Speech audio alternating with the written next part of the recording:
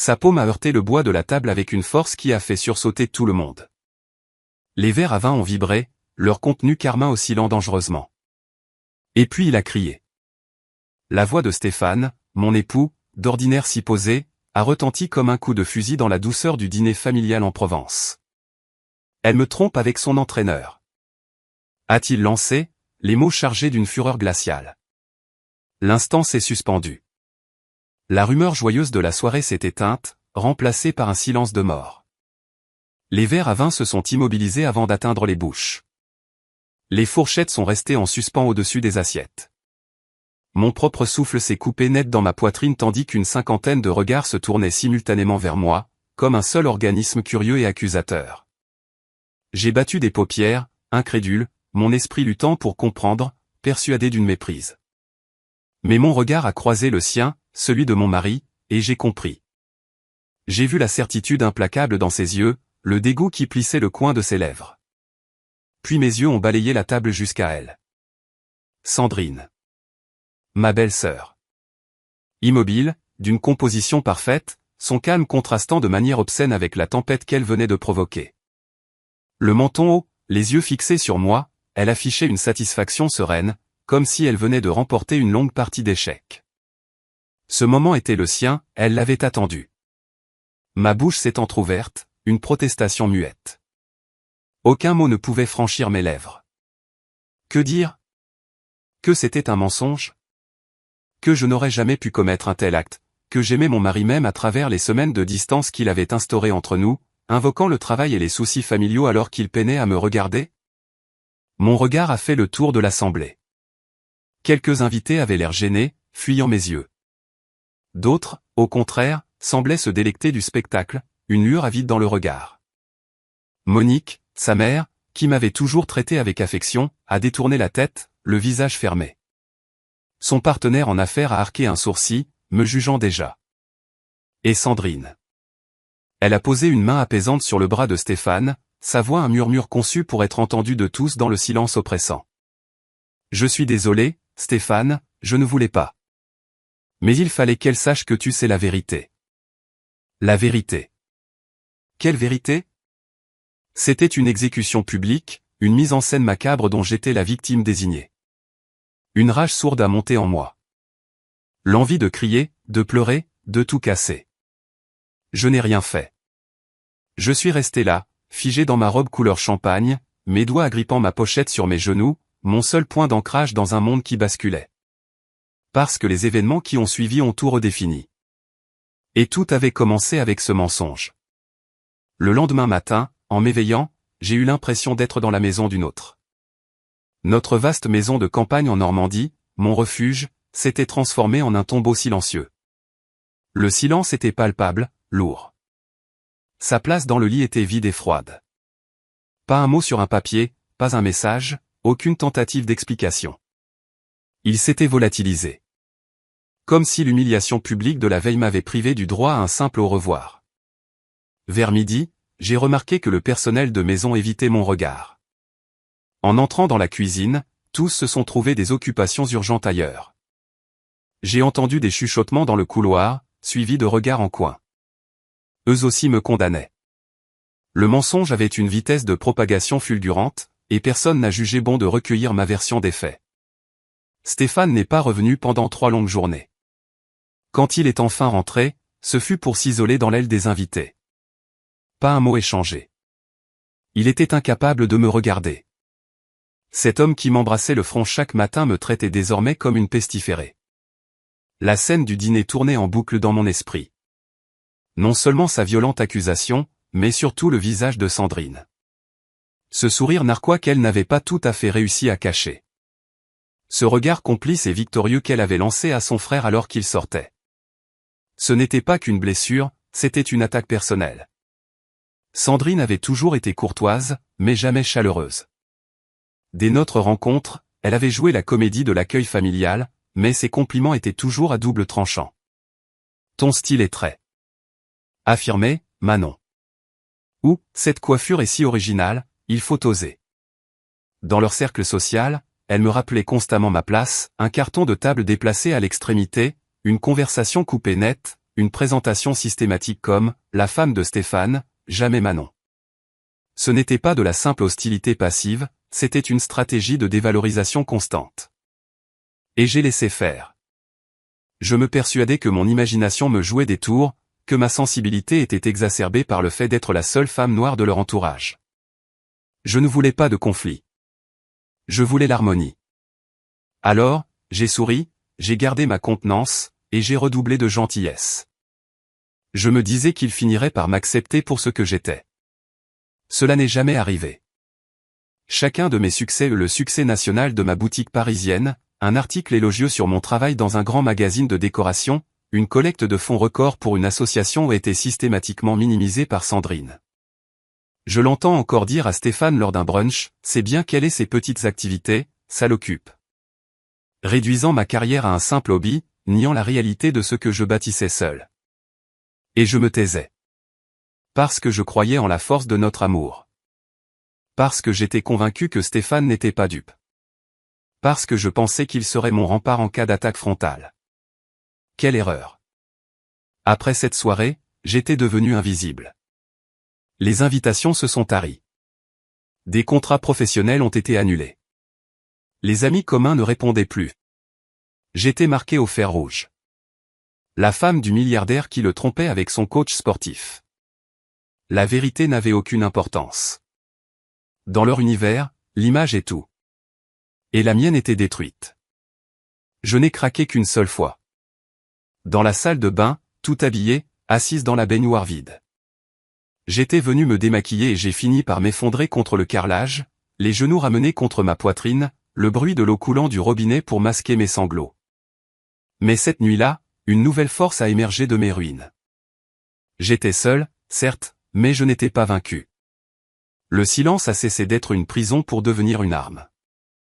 J'ai commencé à enquêter, discrètement, en contactant le peu d'alliés qui me restaient. J'ai réexaminé chaque détail, chaque mot du récit de Sandrine. Il y avait une faille. La fameuse photo, il avait toujours refusé de me la montrer, se contentant de dire qu'elle existait. La plus grande erreur de Sandrine fut de me sous-estimer. Elle s'attendait à ce que je m'écroule, que je disparaisse. Elle ignorait que j'étais en train d'observer, de planifier, de reconstituer le puzzle. J'allais découvrir la vérité sur sa machination. Et lorsque ce serait fait, je ne me contenterais pas de rétablir mon honneur. Je réduirais son mensonge en cendres. Il fallait que j'agisse. La première personne à appeler était Léo, mon entraîneur personnel, l'amant présumé. Il a décroché aussitôt, avec sa bonne humeur habituelle. « Salut Manon. Disparu de la salle de sport ? J'espère que tout va bien. » Ma voix était un souffle. « Léo, j'ai besoin de te demander quelque chose de très bizarre. » Puis, sans préambule, est-ce qu'on a déjà pris une photo ensemble ? Une photo qui pourrait paraître ambiguë ? Il a ri, perplexe. Ambiguë ? On a fait des selfies après l'effort, comme avec tous mes clients. Pourquoi cette question ? Je lui ai tout déballé. Le dîner, l'accusation, la photo que Sandrine aurait brandie. Un silence s'est installé à l'autre bout du fil. Puis la voix de Léo, changée, sérieuse. C'est du délire. Ça fait 2 semaines que je ne suis plus en France. J'étais à Tokyo avec Lucas. Lucas, son mari. C'était la première pierre de mon futur édifice. Je lui ai demandé des preuves. Il m'a immédiatement transféré ses billets d'avion, ses cartes d'embarquement, et une vidéo de 2 devant un temple, horodaté. Il n'était pas sur le même continent au moment des faits allégués. Le mensonge commençait à se fissurer. J'ai ensuite appelé Chloé, une amie de longue date, organisatrice d'événements de prestige. Elle avait eu une collaboration houleuse avec Sandrine par le passé. Je lui ai résumé la situation et j'ai demandé, « Tu la crois capable d'une telle chose ?» La réponse de Chloé fut instantanée. « Capable ? Manon, elle en rêve depuis ton mariage. Elle considère Stéphane comme son dû. » La confirmation était brutale, mais nécessaire. J'avais toujours perçu son animosité, mais je n'avais pas mesuré la profondeur de son obsession. Chloé a ajouté quelque chose d'essentiel. « Tu te rappelles d'Hugo ?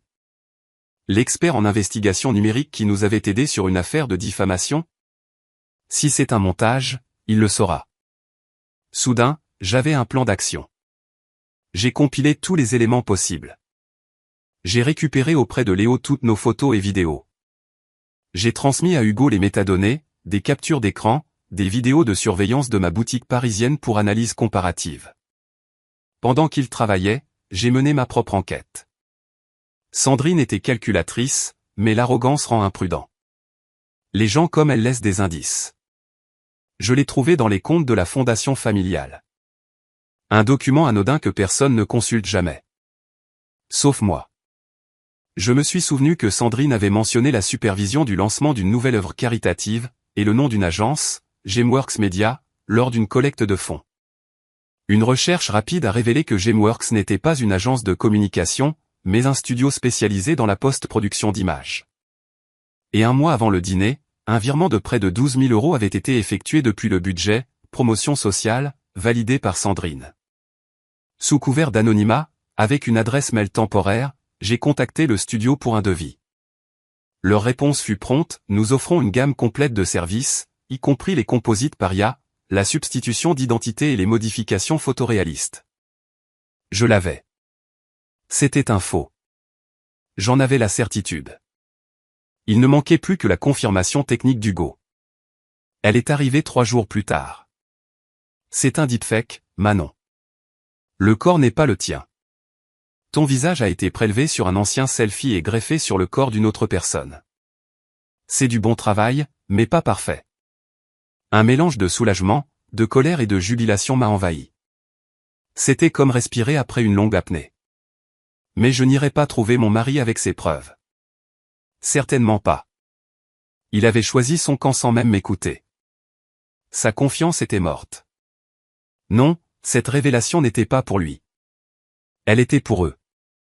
Tous. Sandrine voulait du théâtre. Elle allait être servie. J'ai attendu, en silence, la laissant croire à sa victoire. Je l'ai laissé m'ignorer dans les réceptions, me toiser avec mépris, distiller son venin auprès de nos connaissances. Le dîner annuel de la famille était le théâtre idéal. Tous les actionnaires, toute la haute société, tous ceux dont le jugement lui importait seraient présents. Ce soir-là, son monde allait s'écrouler. J'ai choisi une robe blanche. Une création en satin, sculpturale, qui captait la lumière des lustres. Un chignon strict, des bijoux affirmés, des talons vertigineux. J'ai fait mon entrée dans la salle de bal, métamorphosée. J'étais le calme, la puissance, la fin de la partie. Le dîner se tenait dans un château de la Loire, un symbole de leur pouvoir et de leur prestige. L'ambiance était feutrée, entre le jazz discret, le scintillement du cristal et les sourires de façade. Mais ce soir, c'est mon nom qui resterait dans les mémoires. Mon arrivée a provoqué une onde de chuchotement. Sourire forcé, regard détourné. Sandrine, elle, n'a pas scié. De l'autre côté de la salle, elle a levé son verre dans ma direction, un sourire arrogant aux lèvres. Vêtue de vert émeraude, elle trônait à côté de Stéphane. Ma place, à côté de mon mari, était occupée par une lointaine parente. J'étais déjà une paria. Tant mieux. J'ai circulé, échangé des politesses avec ceux-là même qui m'avaient condamné. Sans trembler. J'attendais mon heure. Elle est venue quand Stéphane s'est levé pour le traditionnel toast. Impeccable dans son smoking, il a levé son verre. Je bois à la loyauté, a-t-il déclaré, en regardant Sandrine. Et à la vérité, même quand elle est difficile à entendre. Des applaudissements polis ont suivi. C'est là que je me suis levé à mon tour. Ma voix n'était pas forte, mais elle a porté dans toute la salle. Calme, claire, incisive. Permettez-moi de compléter ce toast. Le silence s'est fait instantanément. J'ai avancé de quelques pas. À la vérité, en effet, ai-je dit, en plongeant mon regard dans celui de Sandrine. Et à ceux qui s'imaginent pouvoir l'inventer. Elle a paru surprise. J'ai pressé le bouton d'une petite télécommande que je tenais à la main. L'écran de projection derrière l'estrade s'est allumé. La photo. Leur prétendue preuve, affichée en grand format. Un murmure a parcouru la salle. On m'a accusé d'infidélité avec mon entraîneur, ai-je commencé. Un homme qui se trouvait à Tokyo avec son mari la semaine de la prétendue photo. Clic. La vidéo de Léo à Tokyo est apparue, horodatée. Clic. Une décomposition technique de la photo, couche par couche. Cette image est un montage. Une fabrication réalisée par la société Gameworks Media, grâce à un logiciel d'IA. Société payée via un budget détourné de la fondation familiale, sur autorisation de Sandrine.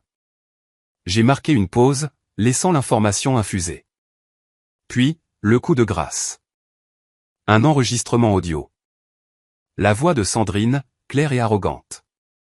Quand elle aura disparu, il reviendra vers moi. C'est moi qui l'ai fait. Je l'ai toujours protégée. Elle n'est qu'une erreur de parcours. Ce fut le chaos. Exclamation choquée, verre brisé. Le visage de Stéphane était une masque de cire. Son regard passait de moi à sa sœur, l'incompréhension puis l'horreur se peignant sur ses traits. Il s'est rassis brutalement, comme si la honte lui avait coupé les jambes. Sandrine était debout, livide, tremblante. C'est absurde. Tu déformes tout. C'est de la manipulation. Inutile, ai-je répliqué. Tu t'en es chargé toi-même. Marie, la grand-mère, la matriarche, a parlé pour la première fois, sa voix frêle mais impérieuse. Sandrine, est-ce vrai? Le silence de Sandrine a été son aveu. Je me suis tourné vers Stéphane. Tu ne m'as même pas demandé. Tu as cru un mensonge et détruit 10 ans de notre vie. Il a tenté de parler, j'ai levé une main pour l'arrêter. Je ne veux pas d'excuses. Je voulais la vérité. Pour tous. J'ai repris ma pochette, j'ai adressé un dernier regard à l'assemblée, et je suis parti. Derrière moi, le tumulte grandissait, et la voix de Sandrine criait, « Tu ne vaux pas mieux que nous. » Peut-être. Mais j'étais libre. Stéphane a mis 3 jours à m'écrire. Un email long, impersonnel, et bien trop tardif. Il se disait anéanti par la trahison de sa sœur, honteux de ne pas m'avoir cru, et espérait que je pourrais comprendre. Comprendre quoi?